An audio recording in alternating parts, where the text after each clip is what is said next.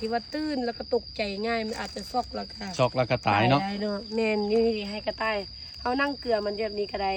อันนี้สมมติว่ามีเป็นบักทั่วเขาก็บักทั่วให้มันกินก็ได้เนาะมันก็ค่อยๆกินเนี่ย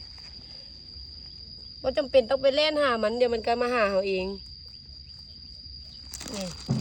เอากระต่ายให้เอาแครอทบางให้มันจิกๆกิน ส่วนหลายแขกมานี่เขาเจ้าไล่มันบ่แล้วก็จับมัน ส่วน บ่ หลายเขาจะอยากจับหูมันดึงขึ้นอีกสินะ โอ้ลอง แล้วมันแล้ว ลองเบิ่ง ตกใจ ลองเบิ่ง นี่ เนี่ย ไอ้คนมักจับจังสิ โอ้ นี่ บ่ มัน ได้ ตก เนาะ ใจแม่น มันตกใจเดี๋ยวมันหนีเดี๋ยวมันหนี เออ เดี๋ยวมันแล่นหนีแล่นหนีเลยเด้ ถ้าเขาเกลือ เล่น มั หนีเลยแล้วบ่มาเลยละ ยานดิ เออ ตื่นต้องค่อยๆลิ้น ต้องได้ มัน ค่อยๆเล่นแบบซี่เนาะ เออ อ๋อ จับได้แบบนี้นะจับได้ แล้วกับเอาอาหารให้เกลือให้มันถึกวิธีเนาะ แม่นต้องเอาแครอทด้วยทุกคนย้ำว่าแครอทหรือว่าผักกาดขาวที่ว่าเขาจะมีวาง หรือว่า ขาย กะห ให้ ล่ำเนาะมันที่ว่า แม่น บอลทั้งส่วนเฮาวางขายให้ฮะเนาะ แม่น